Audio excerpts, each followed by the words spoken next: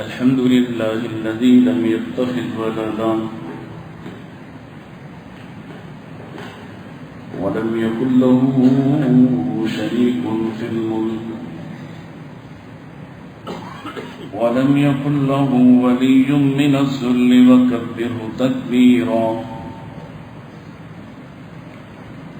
الحمد لله الذي علم بالإنعام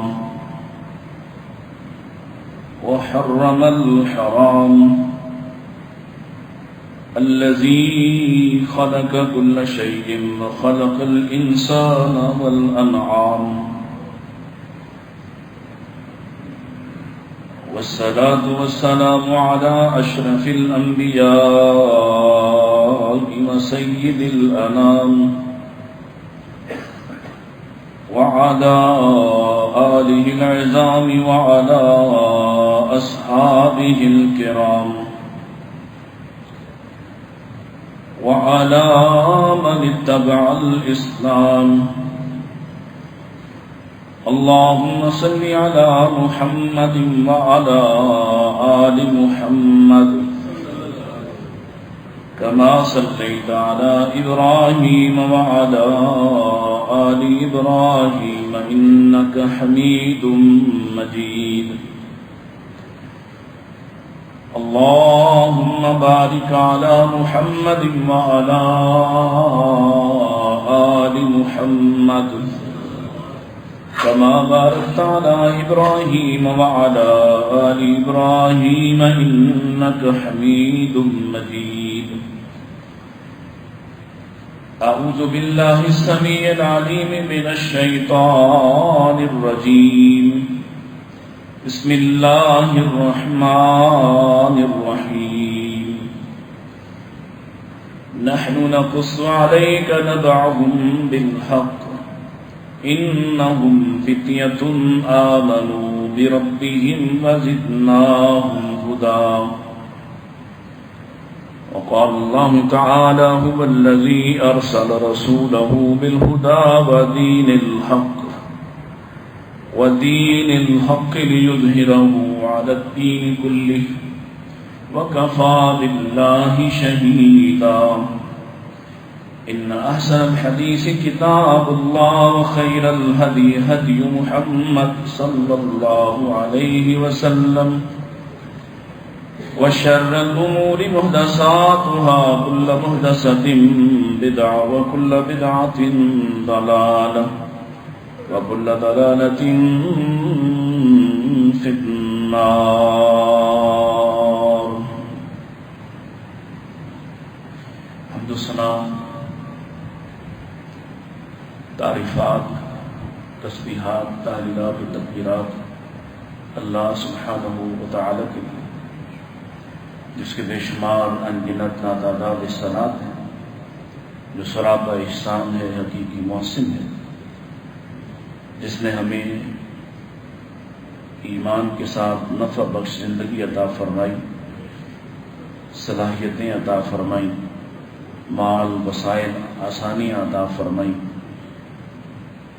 اس سے دعا اور درخواست کرتے ہیں ہمیں ان نعمتوں کا صحیح طور پر حقدار بنا دیں اور قیامت کے روز ان نعمتوں کے سوال سے محفوظ کر کے جنت کا حقدار قرار دے دیں.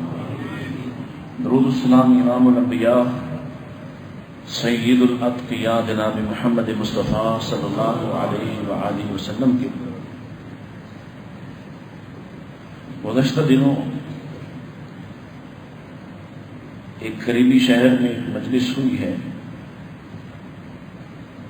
اور وہاں نوجوانوں کے ایک بڑے اجتماع سے بات کرنے کا موقع ملا.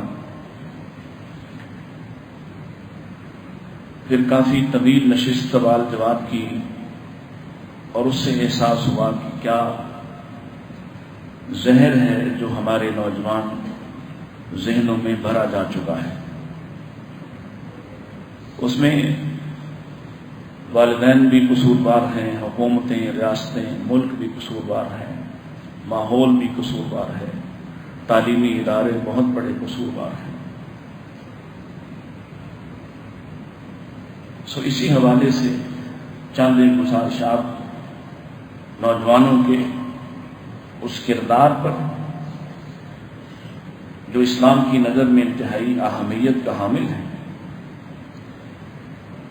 میں نے آپ کے سامنے سورۃ الکہف سے جوانوں کے ذکر پر مبنی ایک آیت تلاوت کی ہے، جہاں اللہ تعالیٰ اپنے حبیب جناب محمد کریم صلی اللہ علیہ وسلم سے فرما رہے ہیں کہ ہم آپ کو ایک قصہ بیان کرتے ہیں، اور جب بیان اللہ کی طرف سے ہوتا ہے تو ویسے ہی حق پر ہوتا ہے، لیکن بالخصوص تاکیداً فرمایا نبأہم بالحق، یہ قصہ حقائق پر مبنی نہیں، ظنیت پر مبنی نہیں، خیال پر مبنی نہیں، کسی کا بنایا ہوا خیالی کوئی افسانہ نہیں، بلکہ یہ ہم سنا رہے ہیں اور اس کا تعلق حق سے ہے، حق کے ساتھ بیان کر رہے ہیں، حق کی خبر دے رہے ہیں۔ کون سا قصہ ہے؟ شروع کرتے ہوئے فرمایا انہم فتیۃ آمنوا بربہم، یہ جوانوں کا ایک چھوٹا سا گروہ تھا جو اپنے رب پر ایمان لائے تھے، اور ان کا ایمان اس درجے کا تھا وزدناہم ہدی کہ ہم نے ان کی ہدایت میں اضافے کر دیے۔ اللہ کو ان کا ایمان اتنا محبوب، اتنا پسند آیا ہے کہ اس کو مثال کے طور پر، دلیل کے طور پر اس نبی پر نازل فرما رہا ہے جس نبی کی زبان سے نکلا ہوا ایک ایک لفظ کائنات کے لیے دلیل بننے والا ہے،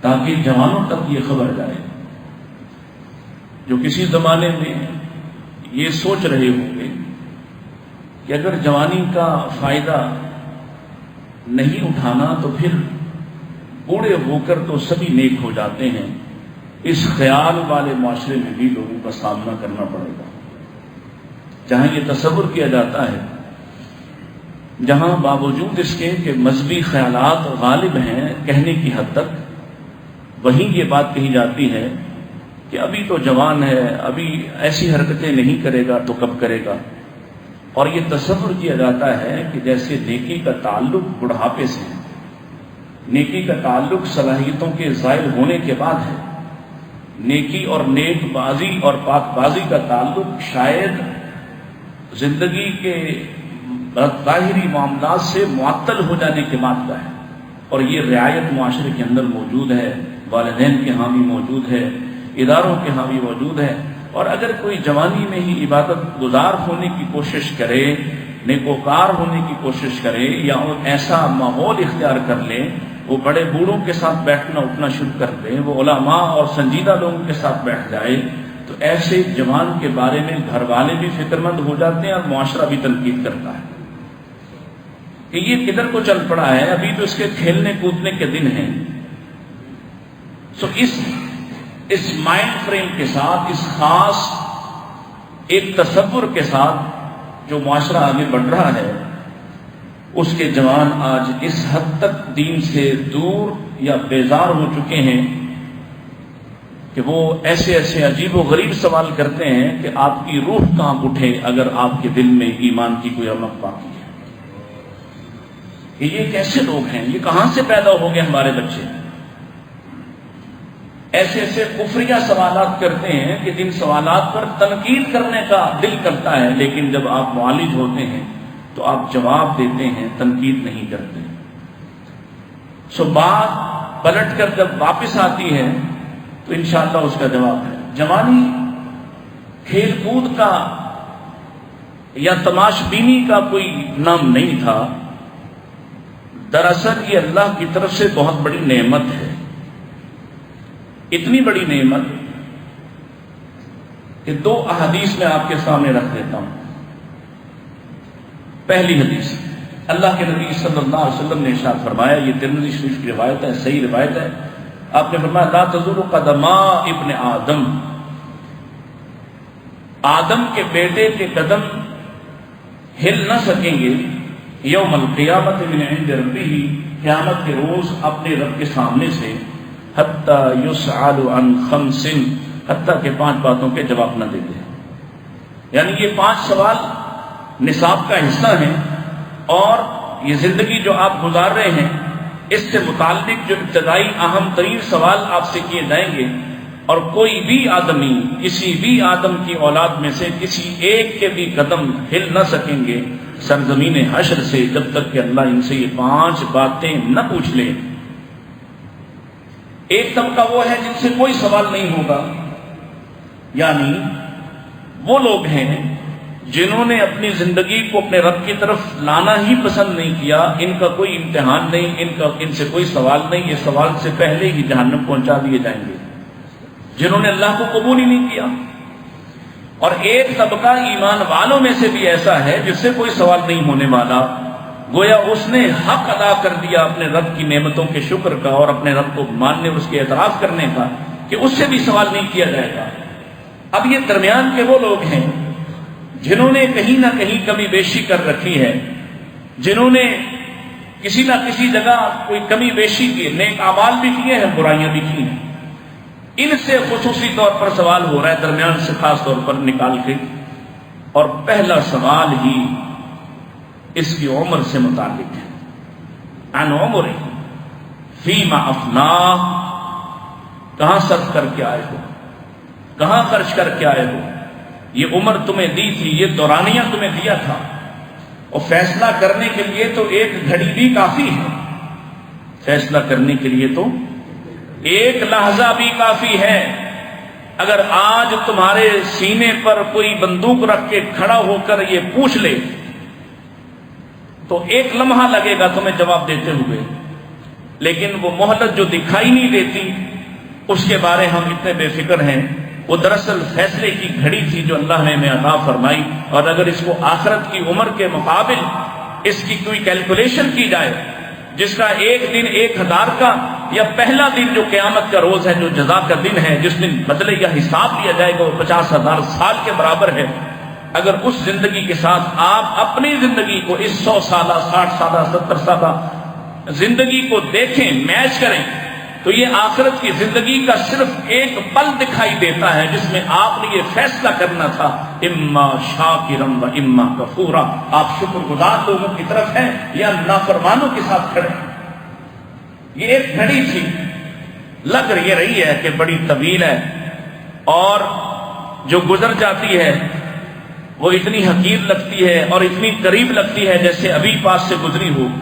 اور امید اتنی لمبی ہے کہ 70-80 سال کا ہو کر بھی یہ سوچتا ہے کہ ابھی وقت پڑا ہے، ابھی نافرمانی کا موسم ہے، ابھی انکار کا موسم ہے، ابھی اللہ کی نافرمانی کرنے کے لیے مہلت ہے میرے پاس، ابھی توبہ کا وقت نہیں آیا ہے. طوالت اتنی لگتی ہے، اور جب مرے گا ایک لمحہ سمٹ کر سامنے آ جائے گا کہ اس پوری زندگی میں تم نے کیا کیا ہے. کفا بنفسک الیوم علیک حسیبا، کافی ہوگا خود اپنا حساب کرنے کے لیے کہ موت کے فرشتوں کو دیکھ کر ہی چلانا شروع کر دے گا کہ تھوڑی سی مہلت دے دو، ابھی حساب نہیں ہوا، ابھی کسی نے سوال نہیں کیا، ابھی صرف ان کی حالت کو دیکھ کر، ان کے تیور دیکھ کر اس کو سمجھ آ گئی کہ میں نے کیا کمایا ہے. اس لمحے اس عمر سے متعلق سوال ہے. پھر دوسرا سوال وہ عن شباب ہی، جوانی سے متعلق. حالانکہ جوانی اسی عمر کا حصہ ہے. عمر کا سوال ہوا تو اس میں جوانی شامل ہے، اس میں بچپن شامل ہے، اس میں لڑکپن شامل ہے، اس میں بڑھاپا شامل ہے. لیکن خصوصی سوال ہے وعن شباب ہی فیما ابلا، اس کو کہاں پرانا کیا تھا، اس کو کن کاموں میں لگا کر آئے ہو. یہ سوال گویا اتنی اہم عمر ہے، اتنا اہم دورانیہ ہے. یہ جو 13-14 سال سے لے کے 40 سال تک کا دورانیہ اتنا خاص ہے، اس کا ایک ایک لمحہ صلاحیت سے بھرا ہوا ہے. یہ ایک ایک لمحہ صلاحیت سے بھرا ہوا ہے، طاقت اور قوت سے بھرا ہوا ہے، اور اس کو اپنی رب کی مرضی کے مطابق نہیں گزارنا چاہتا تو یہ سوال اس سے ہونے والا ہے. اسی طرح سے دوسری حدیث، یہ حصہ جوانی کا، ویسے تو دوسرے سوال بھی موجود ہیں ومالہ من أين اکتسبہ وفیما انفقہ، اس کے مال سے متعلق سوال ہوگا، کہاں سے خرچ کیا، کہاں سے کمایا، کہاں خرچ کیا، اور علم سے متعلق بھی سوال ہوگا، وماذا عمل فیما علم، جو تو نے جان لیا اس کے بعد اس پر عمل کیسے کیا تھا، کتنا عمل کیا تھا۔ اتنے جو خطبات سنے تھے، اتنی تقریریں سنی تھیں، اتنی دفعہ دروس قرآن سنے تھے، اتنی دفعہ ترجمۃ القرآن کی کلاسز پڑھی تھیں، عمل کیا ہے؟ بات سننے سے سیکھنے سے ختم نہیں ہو جائے گی، اصل کسوٹی تو ایمان پر رکھنے کی عمل ہے۔ عمل کیا تھا تمہارا؟ پھر اس کے بعد دوسری حدیث، اللہ کے حبیب صلی اللہ علیہ وسلم فرماتے ہیں اغتنم خمسا قبل خمس، 5 چیزوں کو 5 سے پہلے غنیمت بنا لو، قیمتی بنا دو، اتنی قیمتی کہ بعد میں افسوس نہ کر سکو، حسرت نہ کر سکو۔ اس میں پہلی بات ہی پہلا جملہ ارشاد فرمایا شبابک قبل حرمک، بڑھاپے سے پہلے اپنی جوانی کو غنیمت بنا دو، وصحتک قبل سقمک، اپنی صحت کو، اپنی تندرستی کو اس سے پہلے کہ وہ بڑھاپے کی نظر ہو جائے، بیماری کی نظر ہو جائے، تنگی کی نظر ہو جائے، اپنی صحت سے فائدہ اٹھا لو۔ اللہ اکبر، وغناک قبل فقرک، اپنے مال کو، مال کی فراوانی کو، آسانی کو، کمانے کے وقت کو اپنے ان دنوں سے پہلے غنیمت بناؤ جس دنوں میں تمہارے پاس کچھ نہیں ہوگا۔ وہ 2 دن ہو سکتے ہیں، 2 طرح کے، ایک دنیا میں ہی انسان جب بڑھاپے کی حالت میں ہوتا ہے، اس کا مال اس کے جیتے جی اس کی اولاد لے اڑتی ہے یا اس سے چھین لیتی ہے، یا یہ اتنا ناتواں ہو جاتا ہے کہ اس کو ناکارہ سمجھ کر الگ کر دیا جاتا ہے کاروباری معاشی معاملات سے، اور اس سے مال چھن جاتا ہے، اب یہ کچھ نہیں کر سکتا، یا مرنے کے بعد جب اس پر یہ فقر طاری ہوگا اور غنا کا وقت جا چکا ہوگا۔ وفراغک قبل شغلک، اپنی فرصت کو، اپنی مصروفیت کو اس سے پہلے کہ تم مشغول ہو جاؤ، مصروف ہو جاؤ۔ یہ 4 باتیں، جوانی کا تعلق بڑھاپے سے پہلے، یہ بھی جوانی ہے۔ صحت کا بہترین زمانہ کون سا ہوتا ہے؟ جوانی۔ صحت کا بہترین زمانہ کون سا ہے؟ جوانی۔ بوڑھا ہوتا گیا، بیماریوں نے اس پر حملہ شروع کر دینا ہے۔ مالی اعتبار سے طاقت کا زمانہ کون سا ہے؟ وہ بھی جوانی ہے۔ اور فرصت کے لمحات کہاں زیادہ ہوتے ہیں؟ وہ بھی جوانی میں ہوتے ہیں۔ گویا ایک حدیث میں اللہ کے نبی علیہ السلام کے اس فرمان میں 4 باتیں جوانی سے متعلق کی ہیں۔ وحیاتک قبل موتک، اور اپنی موت سے پہلے اپنی زندگی سے فائدہ اٹھا دو، بعد میں تم پچھتاؤ۔ ان 2 باتوں سے ہی اتنا واضح ہو گیا یہ فرق کہ اس کا ایک ایک لمحہ انتہائی قیمتی ہے۔ اور پوری دنیا اس وقت یوتھ پر اتنی محنت کر رہی ہے اپنے اپنے ایجنڈے کے تحت۔ کسی نے ان کو آئی ٹی کی طرف کوئی لے گیا ہے، کوئی تعلیم کی طرف، کوئی سائنسز کی طرف، اور تمہاری ترقی نہ سائنس کے ساتھ جڑی ہے نہ آئی ٹی کے ساتھ جڑی ہے۔ یہ دنیا کی ضرورتیں ہیں اور ان سے کوئی منع نہیں کر رہا کہ آپ یہ نہ کریں، لیکن اصل میں تمہاری کامیابی کس بات سے جڑی ہے؟ وہ ہے وہ نیکی، وہ نیک بازی، وہ پاک بازی، وہ سیدھا اور صحیح عمل۔ اگر وہ پاس ہوا تو جوانی کا حق صحیح ادا ہوا، اور اگر وہ نہیں ہے، تم آسمان پر بھی چلے گئے، تم چاند پر بھی پہنچ گئے، تم نے زمین چھوڑ مریخ پر جا کے گھر بنا دیا، کوئی فائدہ ہونے والا؟ یہ سب بیکار ہے،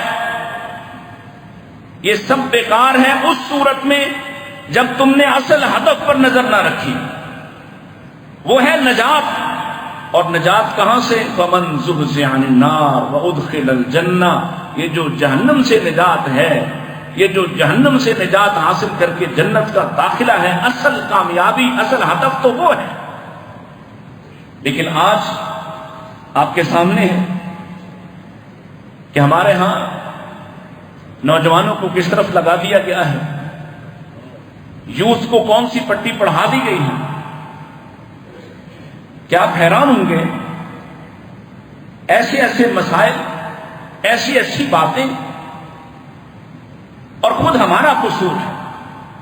ہاں اہل دین کا قصور زیادہ ہے کہ ہم نے اپنا رخ ہم نے حاجی صاحب کو ٹارگٹ کیا کہ حاجی صاحب بڑے نرم دل ہو گئے ہیں، موت قریب ہے، ان کی جیب سے پیسے کیسے نکلوانے ہیں. ہم نے نوجوان کو ٹارگٹ ہی نہیں کیا کہ جس کے سیدھے ہونے سے سارا معاشرہ سیدھا ہو جاتا. ہم نے سمجھا کہ اس کو ابھی تو یہ بچہ ہے. نبی کریم علیہ السلام کی جو تحریک ہے وہ کوئی بزرگوں کی تحریک ہے.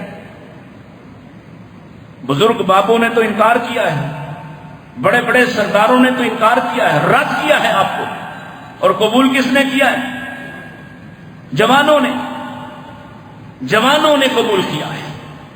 اور دین کے اس پرچم کو اپنے ہاتھوں میں تھام کر نہ صرف عرب کو فتح کیا ہے، نہ صرف حجاز کو فتح کیا ہے، بلکہ یہاں مکران کے ساحلوں تک اور اللہ کی قسم کو کاف کی پہاڑیوں تک، ملائیشیا کی بندرگاہوں تک، یورپ کے سینے میں جا پہنچے وہی جوان جو اللہ کے رسول علیہ الصلوۃ والسلام سے تربیت پاتے ہیں یا آپ کے ساتھیوں سے تربیت پاتے ہیں.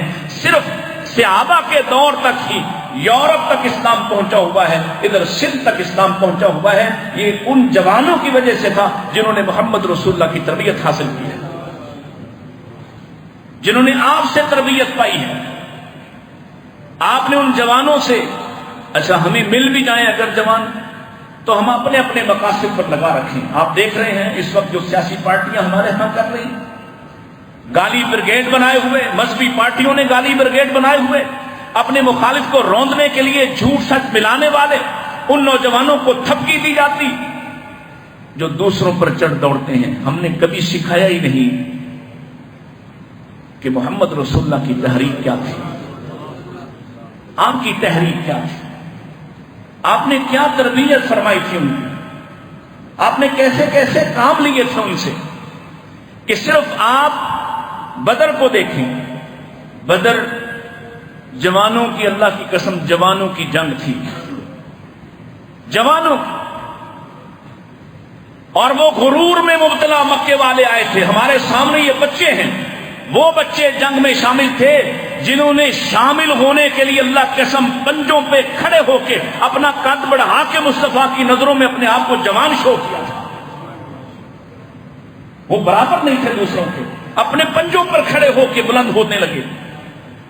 وہ لوگ تھے.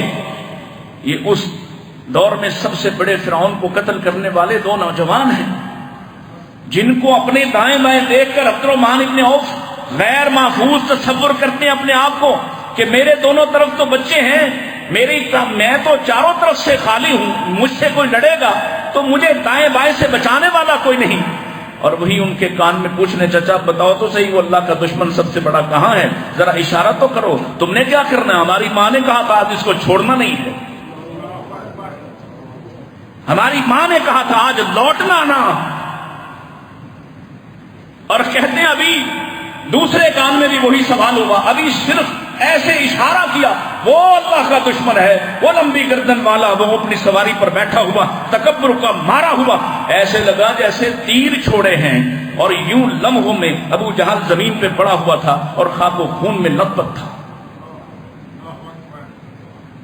اگر بدر احد کو دیکھوں تو جائیے اٹھائیے تاریخ کو، سیرت کو دیکھیے کہ نبی کریم علیہ السلام کے سامنے کھڑے ہو کر اپنے ہاتھ پر دسیوں تیر ایک ہی ہاتھ پر لگوانے والا اور ہاتھ نیچے نہ رکھنے والا یہ طلحہ بن عبید اللہ جوان تھا یا بوڑھا تھا؟ ایک ایک شخص کو اٹھاتے جائیے، 92 زخم تلوار کے ایک ایک بدن پر گنے گئے. کون تھے وہ؟ اور اگر میں علمی تحریک کی بات کروں، عبداللہ ابن عمر کون ہے، عبداللہ ابن عباس کون ہے؟ یہ بچے ہیں، لڑکے ہیں. عبداللہ بن عامر بن العاص کون ہے؟ اور نہ صرف مردوں میں، عورتوں میں سیدہ عائشہ کون ہے؟ یہ سب جوان لوگ ہیں جنہوں نے اپنی زندگی کے بہترین وقت کو اللہ کے دین کے لیے صرف کیا ہے. آج ہمارا بچہ ہم سے پوچھتا ہے، گجرانوالہ میں ہم سے سوال ہوا، اللہ نے ہمیں ہماری مرضی کا نہیں بنایا، ہم کیوں شکر ادا کریں؟ اللہ اکبر.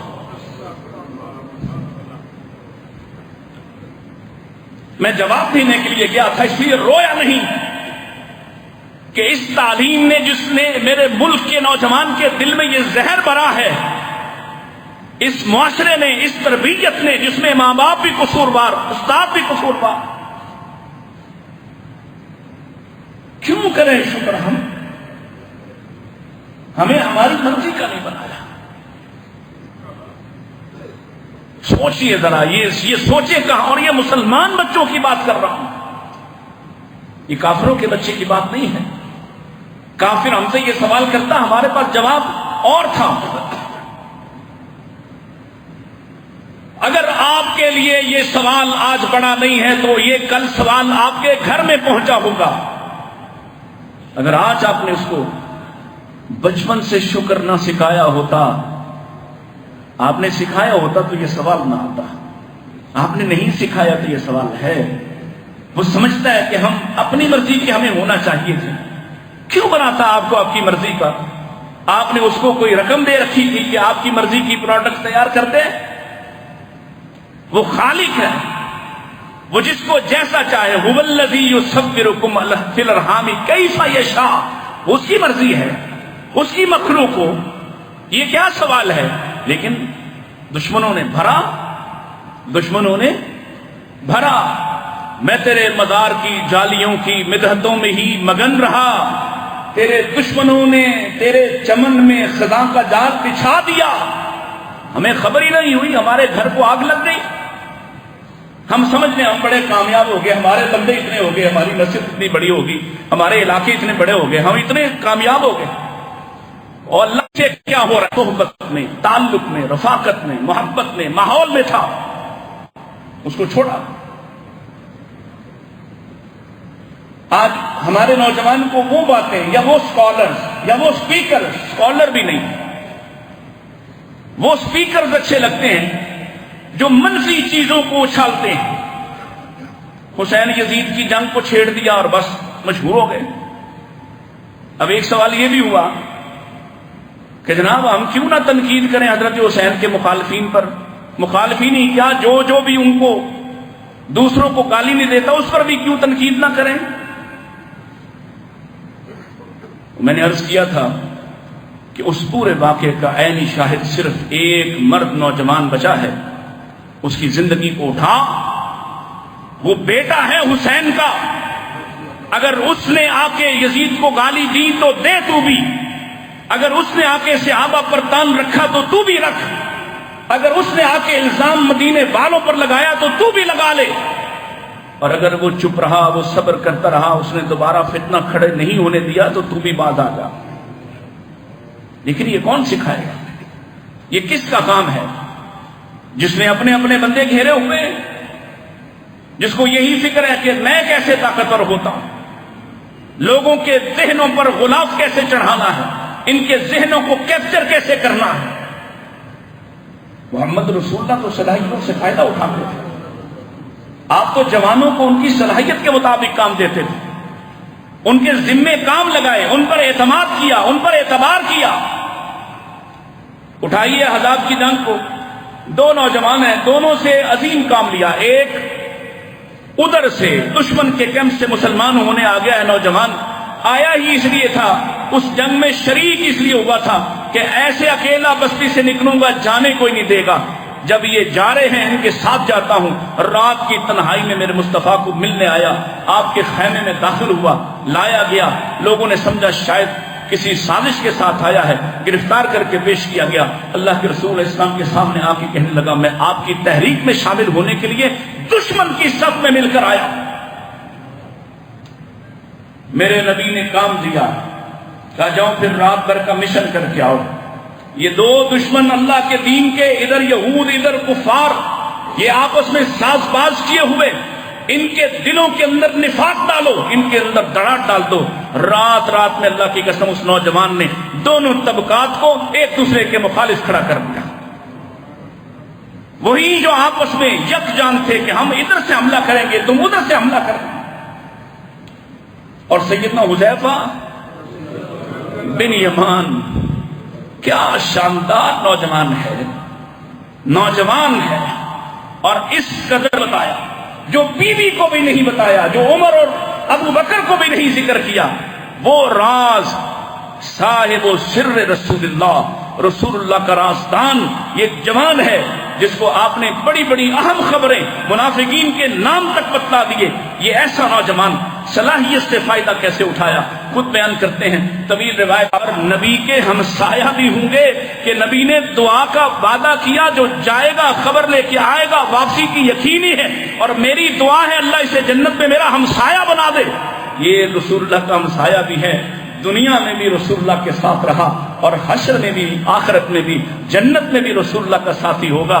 یہ ایسا نوجوان جو رات بھر مشن کر کے آتا ہے، اور اللہ کے رسول کو جوانوں سے محبت کیسی ہے، یہ رات ہے تو تربیت ہونا چاہیے تھا، تعلیم کا مقصد تو کچھ جاننا ہونا چاہیے تھا۔ ہاں، کوئی منع نہیں کر رہا کہ آپ سائنس نہ پڑھیں، آپ جہاز بنانے کی مشینیں نہ لگائیں، آپ دنیا کا مقابلہ نہ کریں، لیکن کیا یہی مقصد تھا؟ دیکھیے تو صحیح، ہم کیوں کسی تعلیمی ادارے میں بھیجتے ہیں؟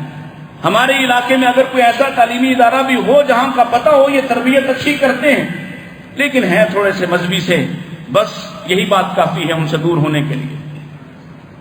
دوسری طرف ہمیں خبریں ملتی ہیں، بیکن ہاؤس ہو، City Housing, City School System ہو، یا اس طرح کے دیگر سکول جو بچوں کو ملحد بنا رہے، ہم پھر بھی وہاں بھیجتے ہیں اپنے سرمائے کو آگ لگانے کے لیے، پھر بھی انہی پر اعتبار کرتے ہیں اور اس پر فخر بھی کرتے ہیں کہ میرا بچہ بیکن ہاؤس میں پڑھتا ہے۔ ہمیں صاف پتہ چلا، خبریں ملتی ہیں یا نہیں ملتی؟ ہمیں پتہ چلتا ہے کہ لمز میں لڑکیوں نے اپنے حیض کے پیڈز اتار کر دیواروں پر چپکا دیے، ہم پھر بھی بیٹی کے لیے وہی یونیورسٹی کا انتخاب کرتے ہیں۔ ہمیں پتہ چلتا ہے یہی ترجیحات ہیں کہ اگر آپ یہی سوچتے ہیں، پھر انہی لوگوں نے، پھر میں ایک یونیورسٹی کا نام نہیں لیتا جس کے مالک اہل حدیث ہیں، لیکن وہاں کا ماحول دیکھ کے شیطان بھی ڈر جائے۔ کیوں؟ مقصد پیسہ کمانا ہے، پیسہ کمانا۔ کون آئے گا اگر وہاں حجاب کا نظام نافذ کر دیا جائے تو کون آئے گا؟ یہ ڈر ہے۔ اس لیے ننگے بازو بھی آزادی ہے، سکرٹس بھی آزادی ہے، نکرے پہن کے آ جاؤ تب بھی آزادی ہے، کیونکہ پیسہ کمانا مقصد ہے۔ یہ جو مادیت پرستی ہے، یہ وہ آزار ہے جس کا میں کچھ کہنا نہیں چاہتا، یہ تو مسجدوں کو کھا گیا ہے، یہ تو مساجد کو کھا گیا ہے، یہ تو مدارس کو کھا گیا ہے، یہ اسلامی تحریکات کو کھا گیا ہے کہ صرف پیسہ مقصد ہے، صرف مادیت پرستی۔ دوسرا بڑا مسئلہ اباحیت پسند ہے۔ نوجوان چاہتا ہے مجھے حلال و حرام بیان کرنے والا کوئی نہ ہو، باپ کہے یہ غلط تو باپ غلط، مولوی کہے غلط تو مولوی غلط، مجھے کوئی نہ بتائے، میں زیادہ سیاںہ سمجھدار ہوں، حلال و حرام کی میں تمیز کروں گا، میں چاہوں تو حرام رشتے بناتا پھروں اور خود اس کو جائز قرار دے دوں، کون مجھے منع کرنے والا ہے؟ مجھے ایک نوجوان نے کہا میں نے اتنے سال سے ایک لڑکی سے شادی کر رکھی ہے، اب اس کے والدین کو بتانا چاہتا ہوں۔ میں نے کہا شادی والدین کو بتائے بغیر ہوئی کیسے؟ کہتا میں نے خود سے سیکھا، کسی مولوی کا نام نہیں لیا، میں نے خود سے سیکھا ہے، نکاح تو ایجاد و قبول کا نام ہے، میں نے پیغام دیا، اس کو پرپوز کیا، اس نے قبول کر لیا، نکاح ہو گیا۔ اللہ اکبر۔ اور یہ ایک بات نہیں ہے، یہ ایک عورت کا، یہ ایک لڑکی کا، یہ ایک بچے کا مسئلہ نہیں ہے۔ اپنے آپ کو درست قرار دینے کے لیے یہ ہے اباحیت پسندی، جس کو چاہو حلال کرو، جس کو چاہو حرام کرو، جس تعلق کو چاہو اس کو حلال کر لو۔ جب تم اس طرح کی سوچوں کے ساتھ آؤ گے تو پھر بہنیں کہاں سے محفوظ رہیں گی؟ بیٹیاں کیسے محفوظ رہیں گی؟ یہی اباحیت پسندی تو یورپ کو کچل گئی کہ آج وہاں کوئی بیٹی اپنے باپ کے پر اعتماد نہیں کرتی، کسی بھائی کے ساتھ اعتماد نہیں کیا جا سکتا۔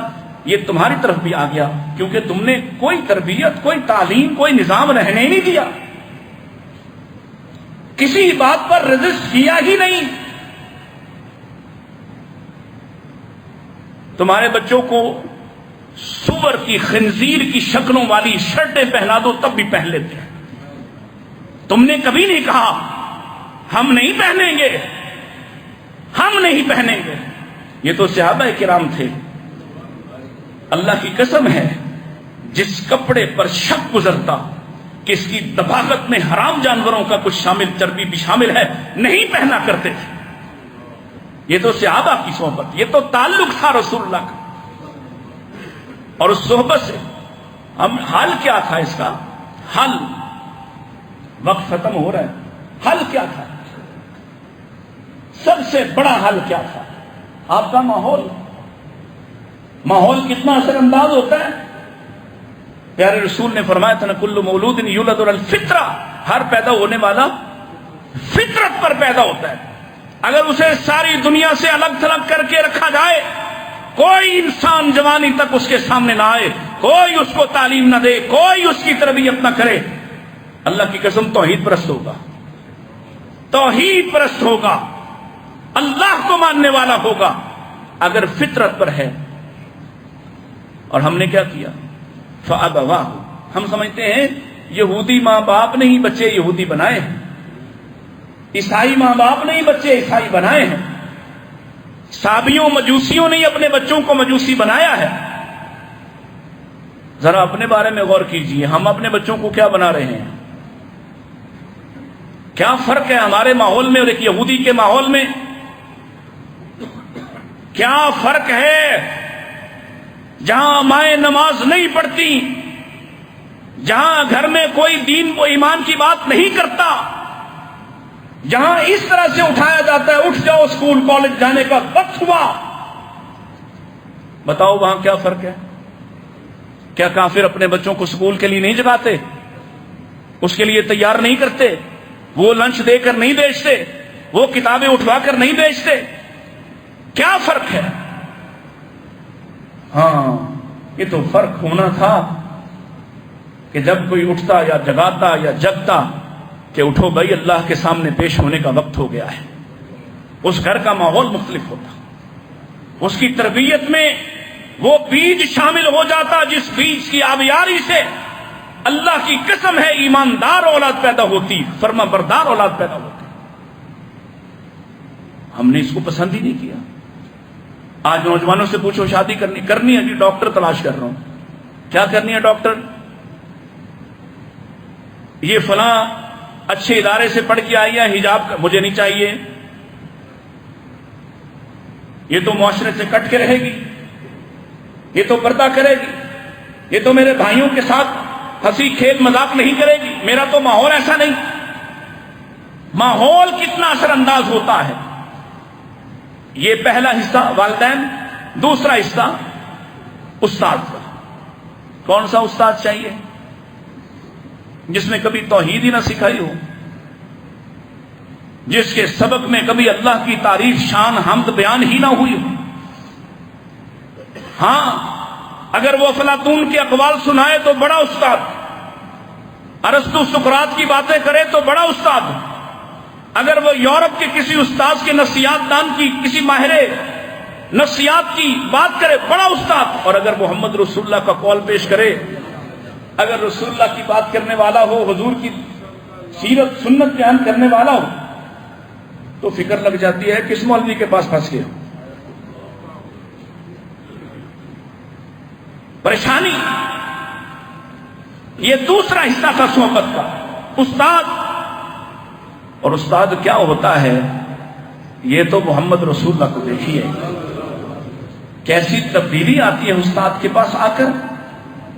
عمر آئے تھے، محمد رسول اللہ کی تعلیم نے انہیں فاروق بنا کے کھڑا کر دیا ہے.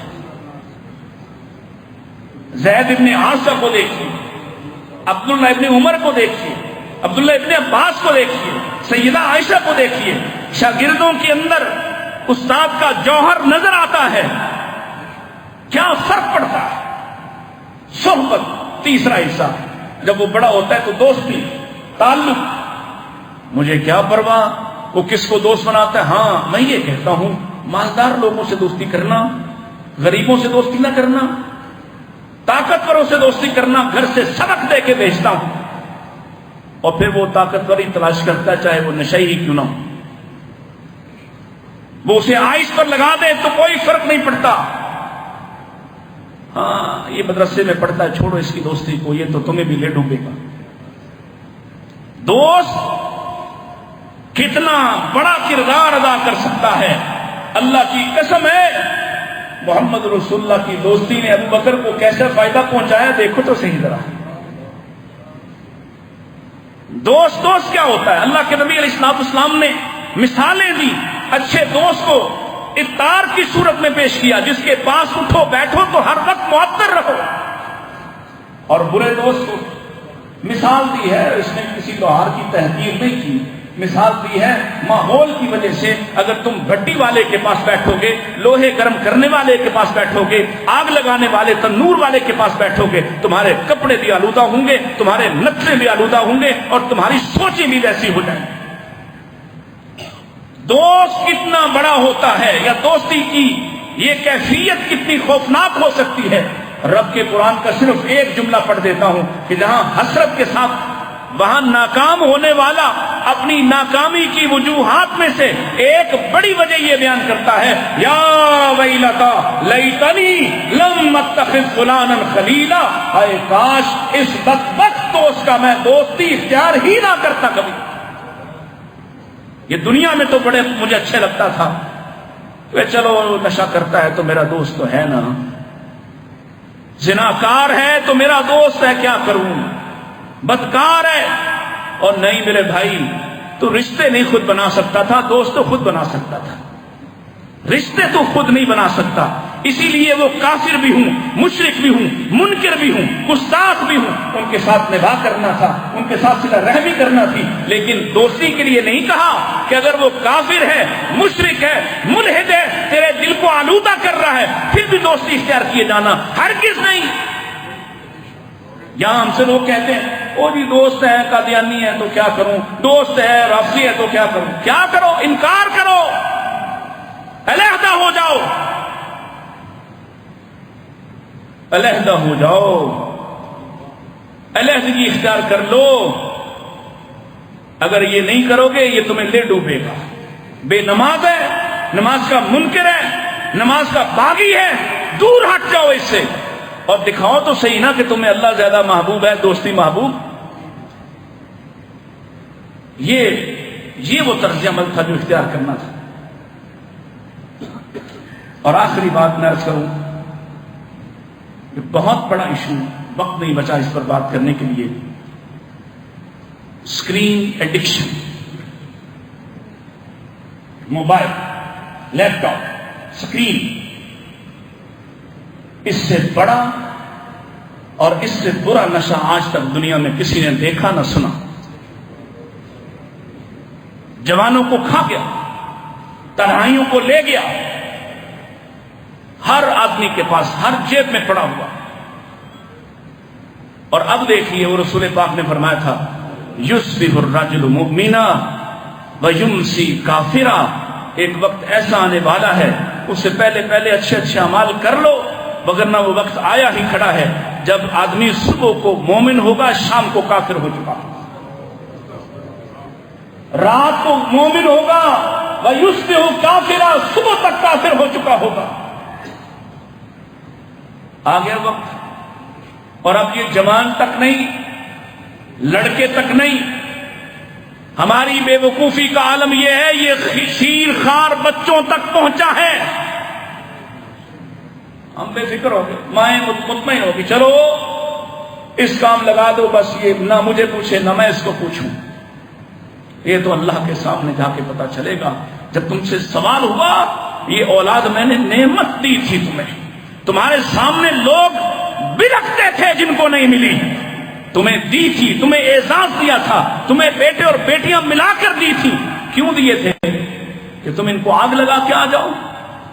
کہا تھا محمد رسول اللہ نے، اور تمہاری کمائی میں تمہارے مرنے کے بعد سب کچھ ختم ہو گیا، لیکن 3 چیزیں باقی رہیں گی، ان کا فائدہ بھی ہوتا رہے گا، اس میں ایک او ولد صالح یدعو لہ، نیک اولاد وہ جو ہاتھ اٹھاتی رہے، وہ جو تمہارے لیے کہتی رہے رب ارحمہما کما ربیانی صغیرا، جیسے میرے ماں باپ نے مجھ پر نرمیاں کی، شفقتیں کی، مہربانیاں کی، اے مہربان رب تو بھی ان پر مہربانی فرما۔ وہ کہنے والا تم نے بنایا ہی نہیں، اس کو یہ سکھایا ہی نہیں، وہ بدبخت دنیا میں بھی تمہیں تانے دے دے کر مارتا ہے کہ تم نے میرے لیے کیا کیا ہے، اور تمہارے مرنے کے بعد بھی تم سے ناتعلق ہو جائے، تم نے اس کے لیے محنت نہیں کی۔ اللہ اکبر، دکھ تو قیامت کا ہے فراز، اللہ کی قسم ہے، وہ آگ جو لگی ہوئی جو دکھائی نہیں دے رہی، قیمتی ترین اثاثہ، جوان بیٹا مر جائے نا تو سر پہ بازو رکھا ہوتا ہے کہ اب اتنا بڑا نقصان ہوگا کہ پورا نہیں ہو سکتا، اور زندہ رہتے ہوئے اس کو آگ لگی ہوتی ہے، کوئی بچانے والا نہیں ہوتا، کوئی سکھانے والا نہیں ہوتا، کوئی ہاتھ پکڑ کے، کوئی دامن پکڑ کے اس کو نہیں کہتا۔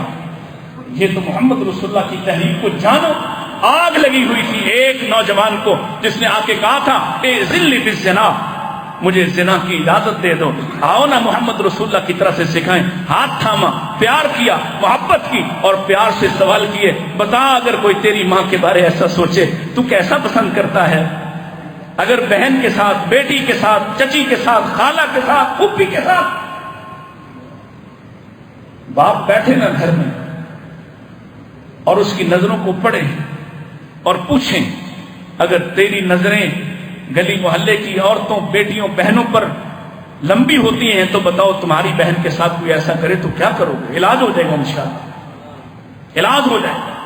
لیکن اگر لگے کہ نہیں یہ باہر ہی ہے، کسی اور کی جنگ ہے، کسی اور کا مسئلہ ہے، یہ آگ کسی اور کو نقصان پہنچا رہی ہے، ہرگز نہیں، یہ تمہارے گھر کو بھی لگنے والی ہے۔ اللہ ہمیں سمجھ عطا فرمائے اور اللہ ہمیں واپسی کی توفیق عطا فرمائے، اللہ ہمیں دین پر پہرے دینے والا بنائے۔ ابھی بہت ساری باتیں ایسی ہیں جو دل کرتا ہے کہ اگر موقع ملا تو کچھ اور مسائل آپ کے سامنے رکھوں کہ کس طرح سے دین کو قدامت پرست کہہ کے، تان کر کے، طنز کر کے، کس طرح سے نوجوانوں کے دلوں کو یہ روگ لگایا ہے کہ وہ دینی طبقے سے، دیندار لوگوں سے اور اچھے اور بہتر لوگوں سے اور خود دین سے ہی دور ہو گئے ہیں۔ اللہ ہمیں اپنے نوجوانوں کی فکر کرنے کی توفیق عطا فرمائے۔ وآخر دعوانا الحمد